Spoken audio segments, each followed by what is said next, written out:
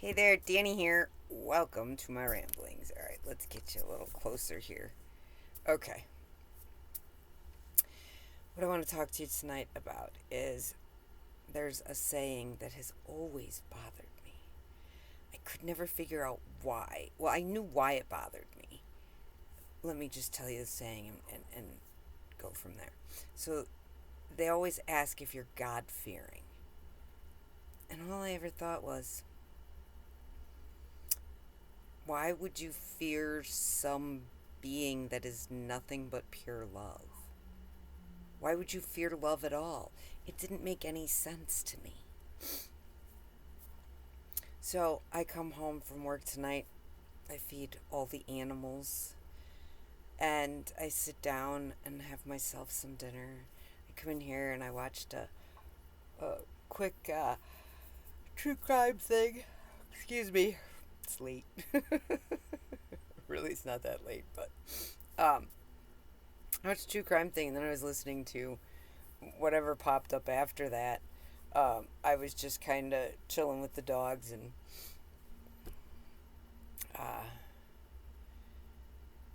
uh, just playing solitaire, and it got brought up in whatever had was on my on the YouTube playing. It popped up about God fearing. It clicked in my head.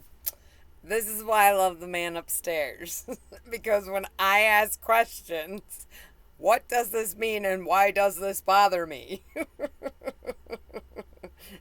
I give it to him and I forget about it. Literally, I forget about it. I forget I even asked the question until all of a sudden I'll be having something in the background. Or it could be that I'm standing at a restaurant or something and some total stranger says something that like trips something in my brain to go, oh. And then like, I get it.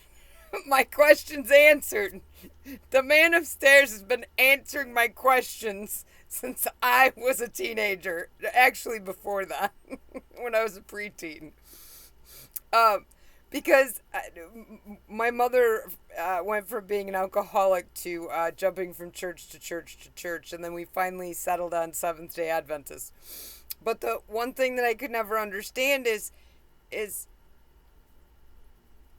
they didn't really make him sound so loving. Everything that I read or I saw or anything else, I'm like,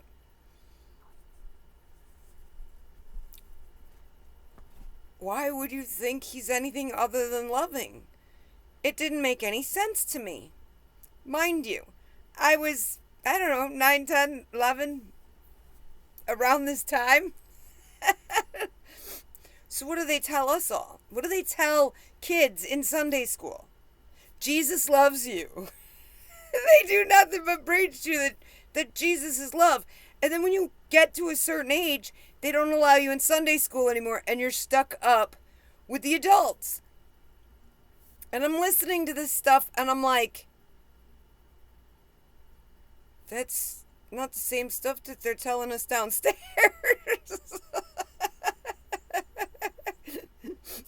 So I'm powerfully confused as a preteen. And I'm going, well, none of this is making any sense to me.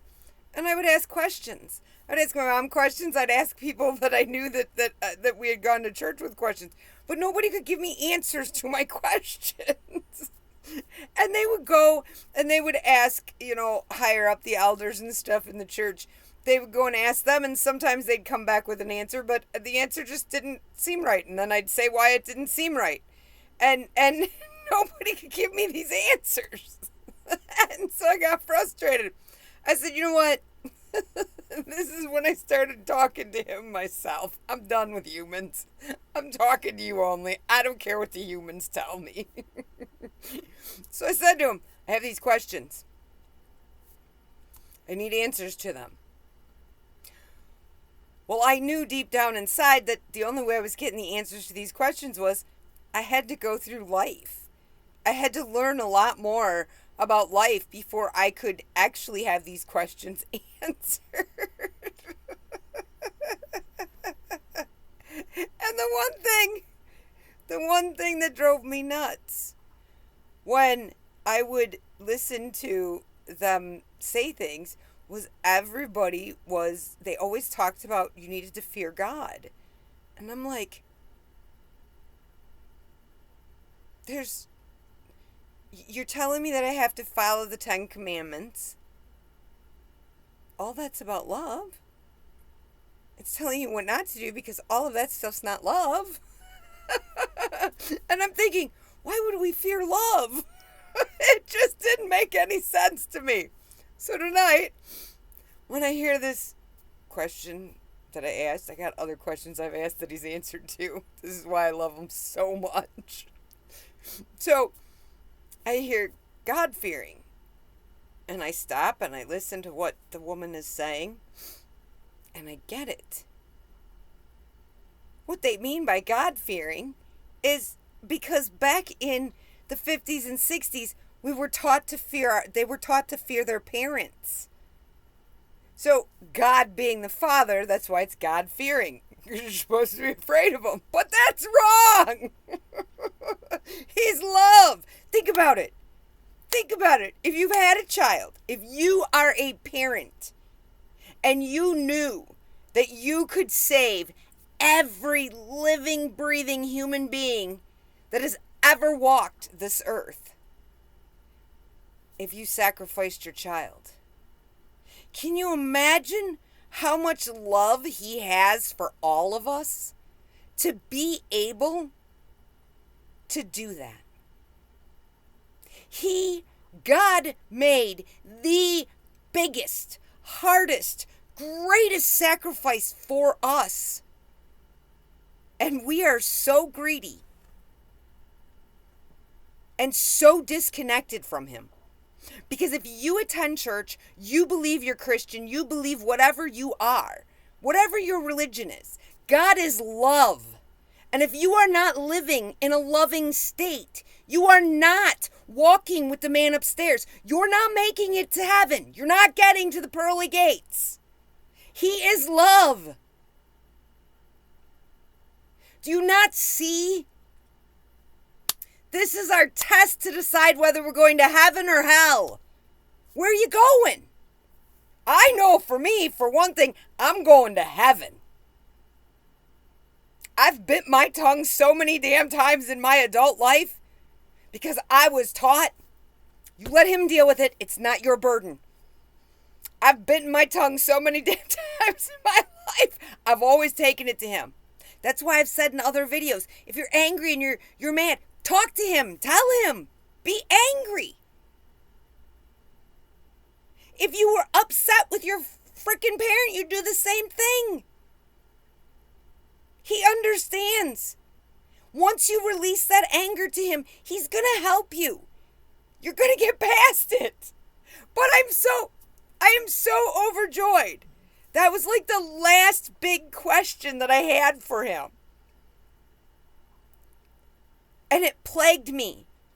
It sat in the back of my mind for like all of my life. And all I can think about is I now have that answer. All of the questions that I had when I was younger have now been fully answered by the man upstairs. Not one human being on the face of this earth could answer those questions for me.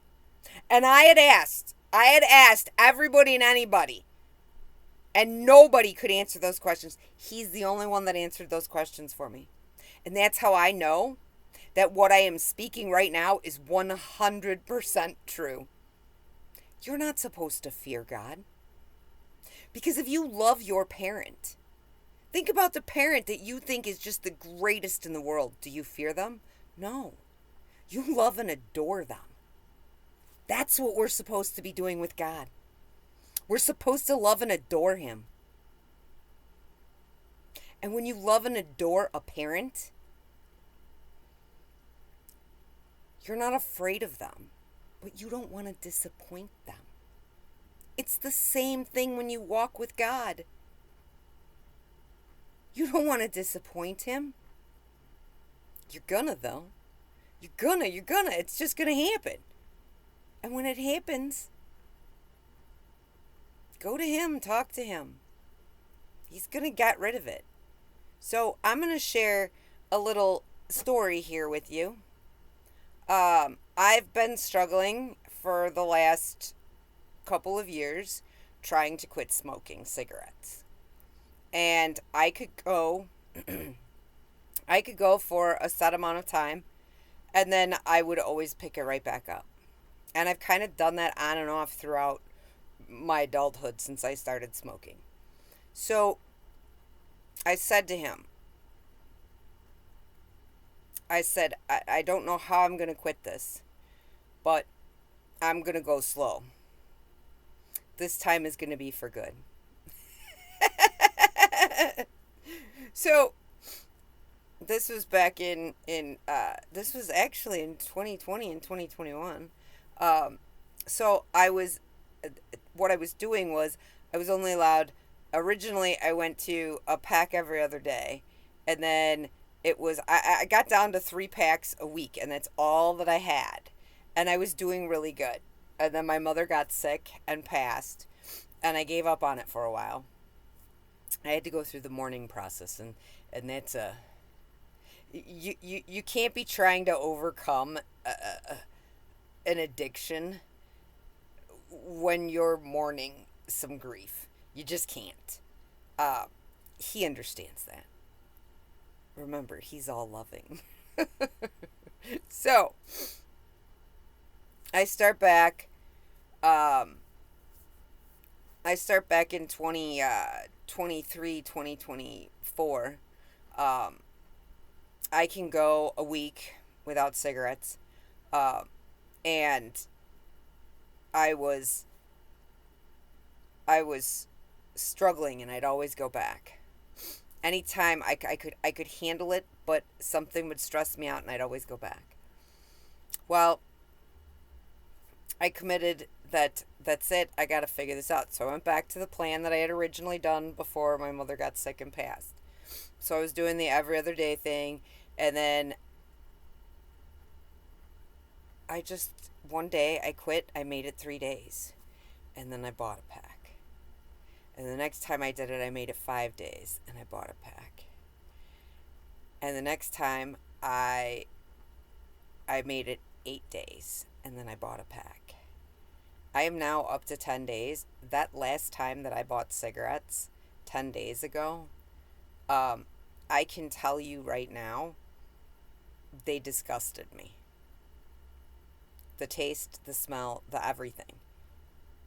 I literally have it's not a thought that runs through my head.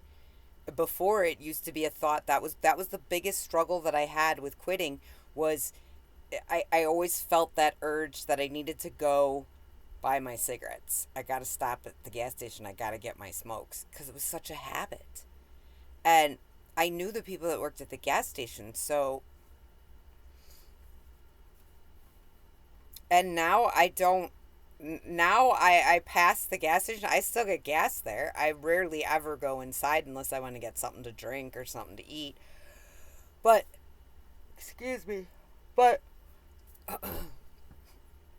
Every time I pass that gas station, because I pass it several times when I'm out doing delivery, every time I pass that gas station, I always just look up to the sky and I say thank you. I am so appreciative that I have no desire whatsoever to purchase another pack of cigarettes again. And it is a weight lifted off of my shoulders. We still got a ways to go. I haven't completely quit all nicotine together. But we're getting there, and I am so proud of myself for it. But the main thing that I wanted to talk to you today about was literally the fact that God-fearing always drove me nuts. I'm like, we shouldn't fear God. That's not how it should be, because love is the absence of fear. Come on! Wait a minute, you just preached to me as a child in Sunday school that God loves me and God's good and God is great and God is this. Then you stick me in with the older people, and now you're telling me that I'm supposed to fear him. What? My brain went. Do these adults know what they're doing? Do they really have any clue? Because I'm just a kid, and I can see the problem here. Why can nobody else? You're not supposed to fear him. You're supposed to love him and admire him so much that you don't ever want to disappoint him. And he's not disappointed in you. At any time you want to come and have your walk with him, his arms are always open, no matter what you did in the past. That's what forgiveness is about. And here's the thing that most people don't realize is you don't have to go and forgive everybody who's done you wrong. You go get your forgiveness from him. Go. Start your walk with him. Get your forgiveness from him. You're going to learn to forgive all the rest of them because you're going to see the forgiveness he gave you. And you're going to go, oh my goodness, I can forgive people too. There's no reason to fear love. Ever. And if you fear love, it's not love. It's not love. So there is no God-fearing anything. God is love. Literally, he's love. How do you not see it? It's what he is. He loved us so much that he made the hardest sacrifice in the whole entire universe, the whole entire everything. He made the largest, biggest sacrifice any person could ever make. Choosing to sacrifice his own son so we could be loved by him and make it home to him. That's a hell of a sacrifice to make. And I, for one, am so thankful that he made that sacrifice. So, come on, let's get you on your walk. We got to energetically level you up. Get you to your true authentic self and learn to love yourself. This is an amazing place to be. And once you learn how to talk to him, because he's gonna respond to you. It's individual though. There's not one. This is why I've never gotten into the whole religious thing or churches, because that's a cookie cutter. It's one size fits all. That's bullshit. God made us each individual and unique. There is no cookie cutter nothing. And anybody who's trying to tell us cookie cutter, they're full of shit and they're not actually on their walk with the man upstairs. Anyways, I just wanted to share that stuff with you guys tonight.